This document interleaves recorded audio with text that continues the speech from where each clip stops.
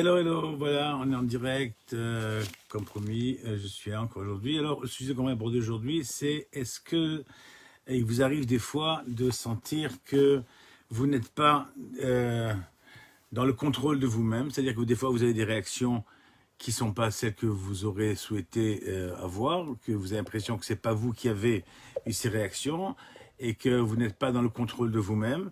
Est-ce que des fois vous vous exprimez des mots que vous ne vouliez pas dire? Est-ce que des fois vous avez des réactions qui ne sont pas celles que vous auriez dû, du point de vue intellectuellement parlant, avoir?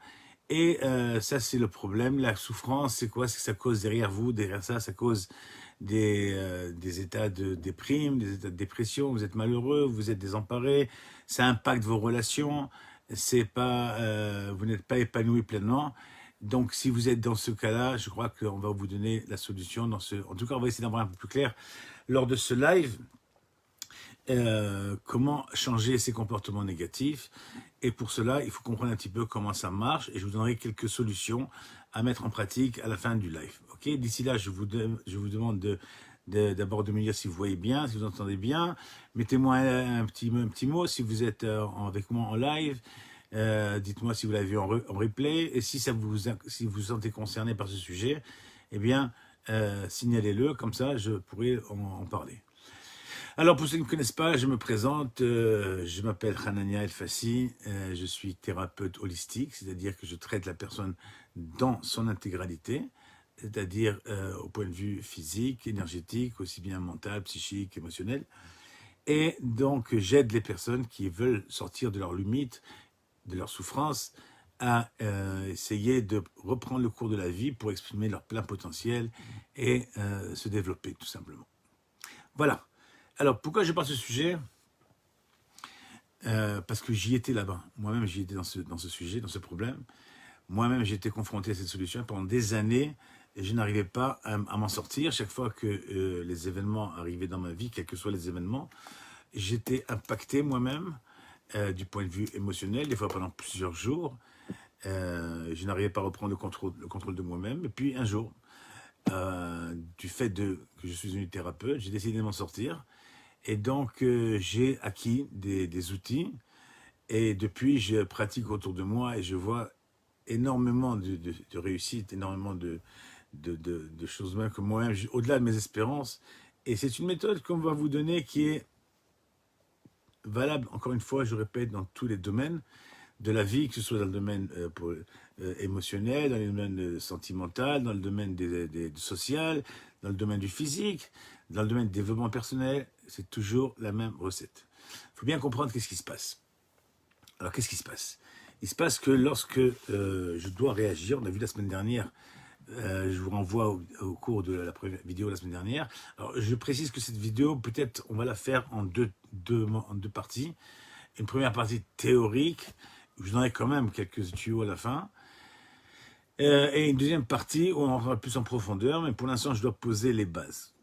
Donc, essayez de vous concentrer, prenez un papier, notez, partagez effectivement, si vous pouvez partager autour de vous, diffusez, aidez-nous à faire monter la vidéo auprès de Facebook, de manière à ce qu'on touche le maximum de personnes. Et n'hésitez pas à me mettre en commentaire s'il y a des problèmes dans lesquels vous êtes et que vous souhaiterez avoir des conseils pour vous en sortir. On sera heureux de vous transmettre des conseils, justement, pour essayer d'avancer. Alors, comment marche le cerveau? Comme on a expliqué la semaine dernière que lorsque un événement intervient dans ma vie, donc on a 5 sens, on perçoit les événements avec nos 5 sens. On a expliqué que la réaction qui vient en réponse à cet événement est déjà contrôlée par le cerveau. Elle passe par des filtres. Ces filtres vont traduire l'événement et selon des critères bien spécifiques vont déclencher des émotions qui elles-mêmes vont déclencher une réaction. Le problème que j'ai évoqué au début de cette vidéo, de ce live, c'est qui est-ce qui prend la décision? Comme j'ai dit dans le titre de la vidéo, y a-t-il un pilote dans l'avion? C'était assez humoristique, mais en fait, ça veut bien ce que ça veut dire. Est-ce qu'il y aurait plusieurs pilotes dans l'avion? qui est responsable vraiment de ses actes. Souvent on dit mais tu sais, je le pensais pas, je voulais pas le dire, je sais pas ce qui m'a pris. Donc on voit bien que des fois on est hors contrôle. Alors qu'est-ce qui se passe? Qui c'est qui a vraiment parlé? Qui c'est qui a vraiment réagi? Et en fait, sans entrer dans le détail des différentes théories sur le cerveau, les nouvelles approches de la neuroscience, grosso modo, on va essayer de rester très terre à terre et comprendre quelque chose d'assez simple. En fait, il y a trois, disons, pôles de décision. Et trois manières, on va dire, de réagir par rapport à un événement, selon différents critères qu'on essaiera de développer. Il y a une manière qui est une manière primaire, basique, instinctive, qui va être commandée par une partie du cerveau, qui va sentir que, par exemple, il est en danger. Et c'est le premier cerveau qu'on a, c'est le premier type de réaction qu'on a, c'est ce qu'un bébé, quand un bébé vient dans ce monde, il n'a pas 50 moteurs de recherche, il n'a que deux, il a ou danger, la peur, ou la joie, le plaisir. Il dort la majorité du temps, quand il a faim, donc il se sent en danger, il crie, donc il manifeste une émotion, mais c'est surtout parce que c'est instinctif, c'est basique, il a besoin de se nourrir, il a besoin de survivre, donc il déclenche des cris, des pleurs.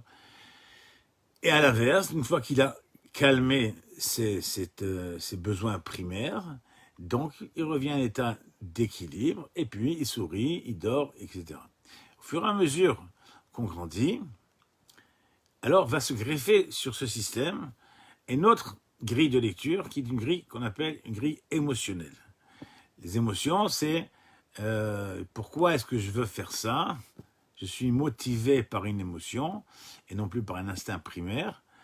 Par exemple, je veux recevoir un cadeau, le cadeau me fait plaisir, donc je vais faire tel type d'action, c'est déjà un peu plus réfléchi. Ou bien papa me dit, voilà, si tu es gentil, tu fais les devoirs, et bien tu auras telle surprise. Donc je suis motivé à ce moment-là par l'émotion, la recherche du plaisir. C'est un peu plus évolué que le premier, mais disons que ce n'est pas un système où ma vie est en danger. Et enfin, il y a une troisième grille de lecture qui viendra par la suite, lorsqu'on viendra à grandir, à évoluer, à être éduqué, à acquérir d'autres bagages, qui est une grille intellectuelle, une grille qu'on appelle la grille rationnelle, où avant de réagir, on va peser le pour, le contre, calculer, et donc prendre une décision en fonction de ces paramètres. Ce qui fait que maintenant, si on comprend un petit peu, c'est pas aussi simple, j'essaie de vraiment le rendre basique pour essayer de comprendre un petit peu, mais on a trois paramètres donc de prise de décision. Une qui est un paramètre qui est un paramètre de survie, que j'appelle ça, basique, j'ai besoin de respirer, j'ai besoin de manger, j'ai besoin de dormir. Quelqu'un qui est fatigué, on ne peut pas lui parler, il faut qu'il aille dormir, il n'y a plus rien qui parle, c'est son corps qui parle. Une deuxième manière, c'est une manière émotionnelle. Par exemple, je sais que j'ai été agressé verbalement par cette personne, et chaque fois que je rencontrerai cette personne, même de loin, déjà, je vais me mettre en position de défense parce que ça réveille chez moi des émotions négatives. Et ces émotions négatives vont induire en moi un comportement vis-à-vis de cette personne qui, en fait, aussi ressemble au premier comportement, c'est-à-dire, je ne veux pas mettre en danger, je me protège, j'évite de me mettre en position d'être impacté. Et la troisième, c'est la manière rationnelle, je réfléchis et j'agis en conséquence de manière un peu détachée, un peu froide, mais toujours est-il que je prends cette décision. Alors la question, elle est, à quel moment on sait qui prend la décision? C'est très simple. Quand vous regardez un petit peu après coup, qu'est-ce qui s'est passé? Vous êtes énervé. Pourquoi vous êtes énervé? Parce que ça a réveillé chez vous une douleur. Le dialogue a fait que maintenant, ça a appuyé sur un point qui me fait mal. Ça peut être mon ego, ça peut être ce qu'on veut. Mais toujours est-il que le système de défense du corps, le système primaire, le système de survie, détecte ici un danger. Et à partir du moment où il a détecté le danger, il prend le contrôle. C'est fini, c'est lui qui prend le contrôle en main. Il faut sortir de ce danger. Et donc, il va déclencher un phénomène de défense. Ça peut être des crises, ça peut être le combat, l'agressivité, ou bien la fuite, quitter. Et au lieu de rester calmement, posément, à traiter l'événement, Non, j'ai une réaction vraiment primaire de fuite ou de combat. La deuxième manière, si je vois que je suis impacté, parce que je suis triste, ça ne me parle pas vraiment, et donc je réagis pour aussi me défendre, parce que c'est l'émotion qui m'a pris, qui a pris le relais. À ce moment-là, les deux premiers cerveaux, les deux premiers systèmes émotionnels et de survie se mettent en marche, et la personne aussi a des réactions qui sont déconnectées de l'intellect, déconnectées du rationnel. À l'inverse, lorsque je suis capable de traiter un événement de manière consciente, rationnelle, peser le pour, le contre, je suis capable d'avoir une tonalité normale, je suis capable d'avoir un discours cohérent, pesé, modéré et contrôler un petit peu ce que je dis. Et donc le problème, il est où? Il est que lorsque on est hors contrôle, il faut savoir identifier le problème, parce que sinon ça devient récurrent. Ça devient récurrent dans le sens où ça devient des comportements, des tempéraments innés, acquis en tout cas, mais qui deviennent vraiment des traits de caractère. Et puis la personne passe son temps à être toujours sur la défensive, sur le stress, angoissée. Ça génère des émotions négatives qui vont générer à leur tour des énergies négatives qui vont impacter à nouveau le physique. J'ai eu un patient récemment qui a subi quelques traumatismes émotionnels dans son enfance, mais qui n'a pas traité ça, qui a laissé ça en veilleuse en disant c'est bon, je suis passé à autre chose, j'ai oublié, et j'ai pardonné, et voilà, tout est derrière moi, tout va bien, la vie est belle. Sauf que ces énergies négatives, si on ne les traite pas, elles sont toujours là. C'est pas parce qu'elles ne sont pas dans le visible, mais dans l'inconscient ou le subconscient, qu'elles ne sont pas là. Les énergies, il n'y a pas de différence. Simplement, tu es conscient d'énergie ou tu n'es pas conscient. Alors, comment ça se manifeste pour être conscient? C'est des pensées négatives. Quand on véhicule des énergies négatives, alors on a tout le temps des pensées négatives. Et à force de s'habituer à ces pensées négatives, eh bien, ça va aussi, à nouveau, générer des nouvelles énergies négatives. Et à force, ça impacte sur le corps. Toujours est-il que cette personne, la semaine dernière, au cours d'un dîner avec des proches, ont évoqué un dossier d'une personne qui lui a causé du mal, en tout cas du point de vue émotionnel, dans son passé, auquel il pensait avoir oublié, pardonné, passé à autre chose, et quelques heures après le repas, il a fait une crise, il est parti à l'hôpital. Les reins bloqués, toutes les énergies négatives se sont remises en marche, et un surplus d'énergie, boum, ça a impacté. Lorsqu'il est venu me voir aujourd'hui en traitement, j'ai posé la question. Puisque tu dis que c'est passé, tu dis que c'est oublié, tu dis que tu as pardonné, alors pourquoi tu as fini à l'hôpital? Je vous rassure, il est sorti depuis.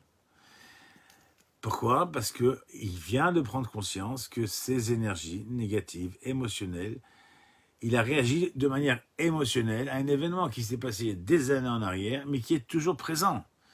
Donc quand on veut traiter une pathologie, ou quand on veut traiter un problème, qu'on n'arrive pas à en sortir, on passe en bout, toute la journée on répète, ces énergies, on se réveille le matin avec ces énergies négatives, qui inconsciemment nous rappellent, nous renvoient au problème qui n'a pas été traité. Et donc ça attire un comportement négatif, une journée négative, des relations négatives, on est malheureux, on ne se sent pas. Et on arrive, les années passent, et on se dit, mais je ne comprends pas, pourquoi je n'arrive pas à sourire, pourquoi je n'arrive pas à avancer, pourquoi tout est bloqué dans ma vie, tout est bloqué dans mes projets. Eh bien, c'est tout simplement parce qu'on n'a pas le contrôle. Au lieu de prendre le contrôle, de dire stop, je veux sortir de là, je veux arrêter avec ces pensées négatives, je veux arrêter avec ces émotions négatives, je veux arrêter avec ces énergies négatives et ces pathologies qui commencent à se manifester, et je veux au contraire sortir de là pour avancer, être joyeux, m'exprimer, et j'arrive pas.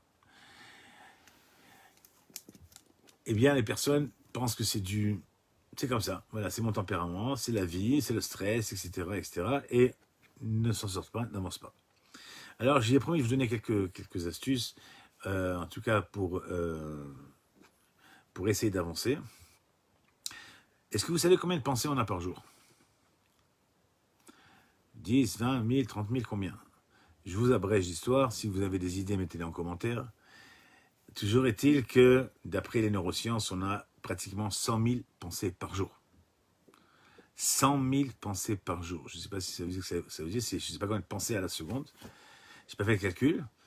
Mais 100 000 pensées par jour, c'est énorme, c'est énorme. Alors, si encore ces pensées étaient des nouvelles pensées, des pensées constructives, des pensées d'un nouveau projet, d'une nouvelle journée, d'avancer, etc., eh bien, d'après les neurosciences, et on a testé ça, on a vu ça, 90% des pensées que nous avons chaque jour, 90% des pensées que nous avons chaque jour sont les mêmes pensées qu'hier.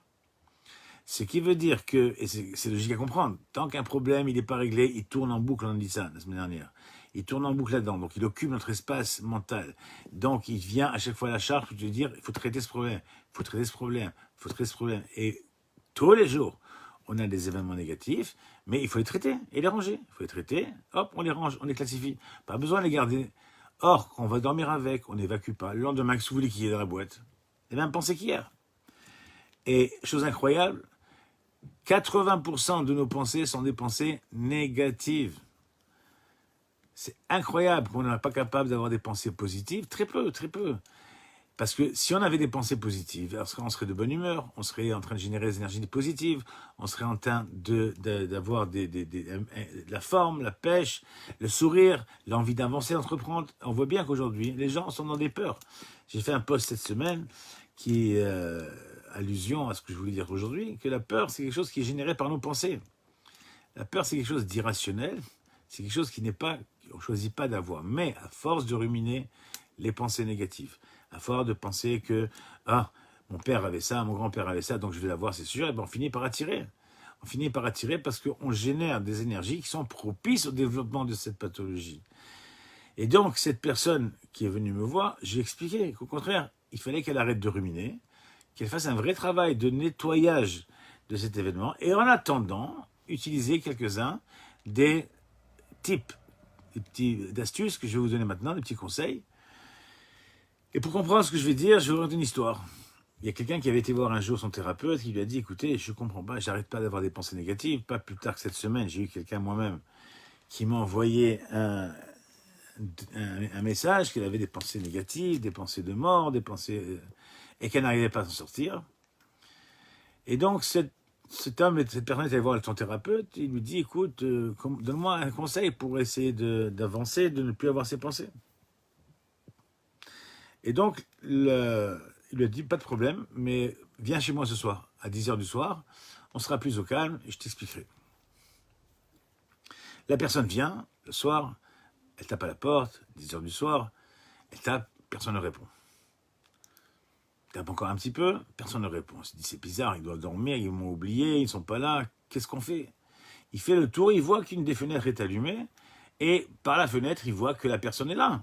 Alors il tape, il essaie de faire « coucou, ouvrez-moi la porte ». Pas de réaction, et finalement, il décide de s'asseoir à l'entrée en attendant qu'on l'ouvre, on ouvre la porte. Quelques heures plus tard, la porte s'ouvre, et la personne dit « qu'est-ce que vous faites là ?»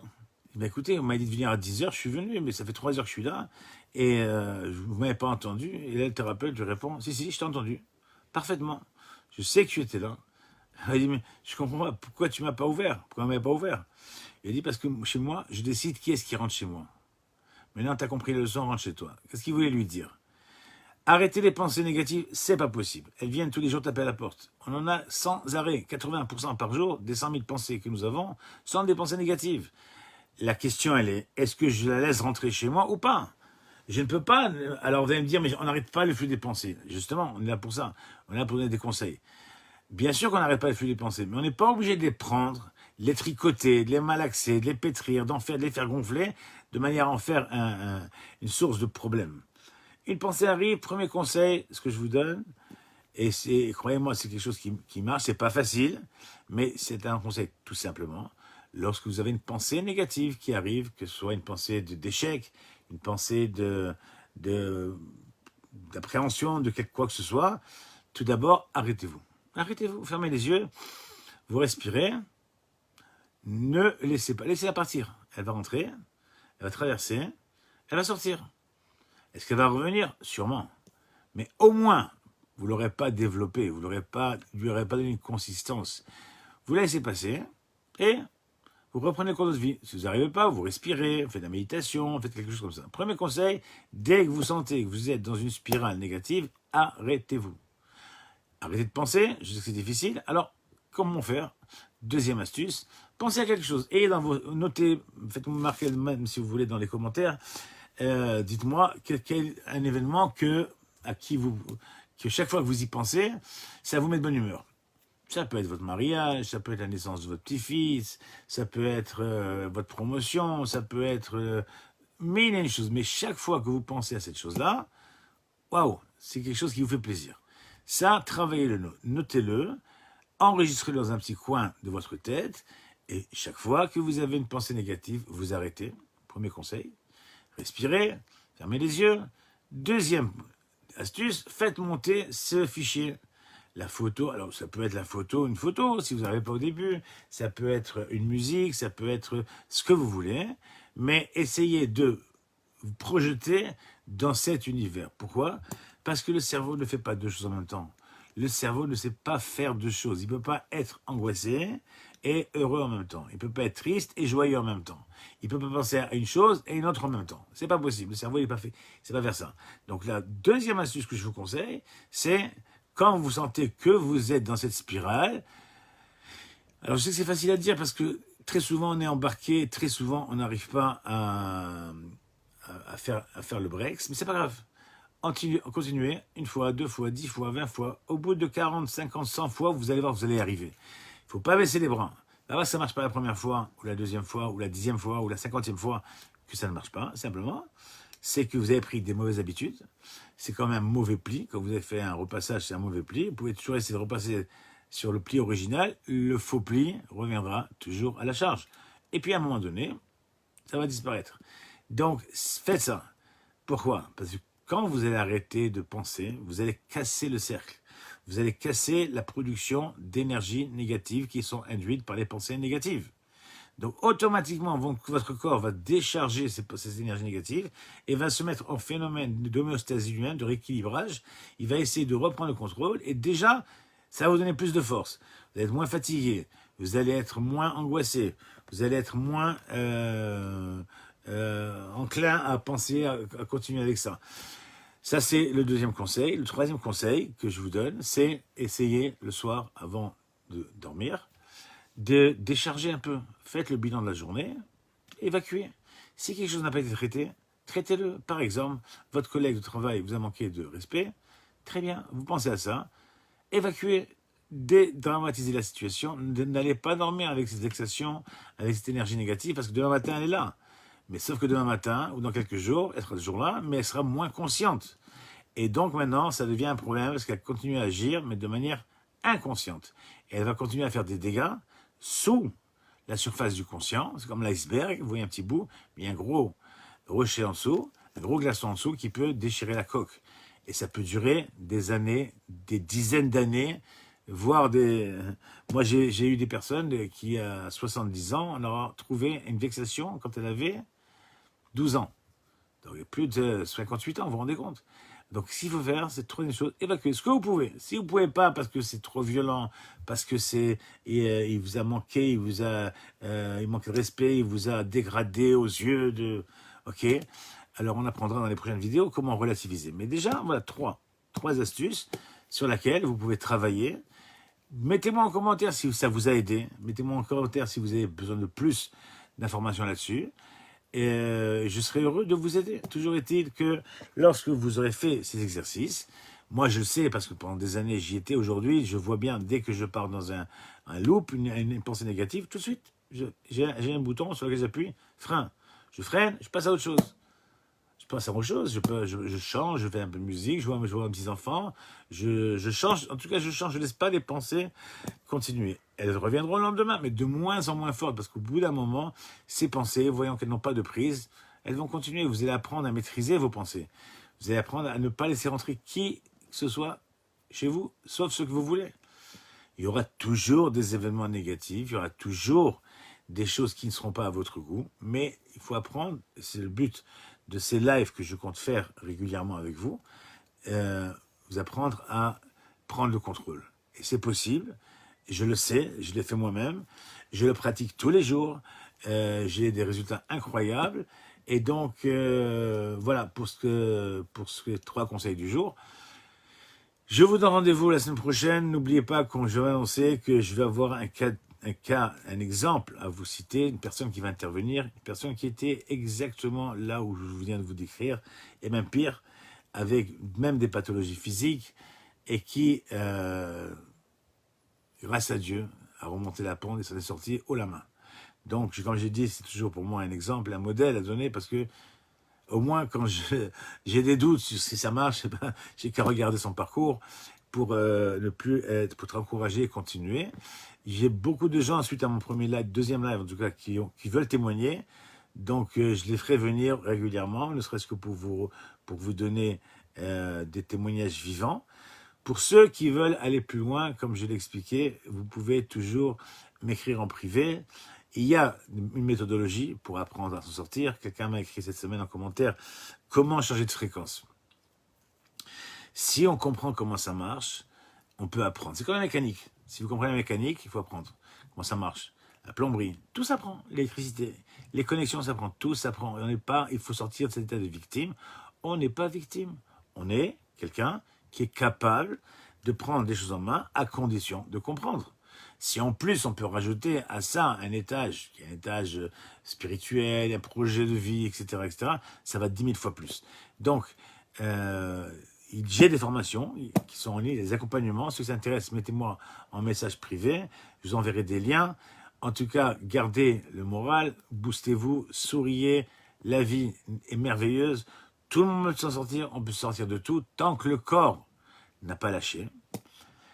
Eh bien, on peut toujours arranger les choses.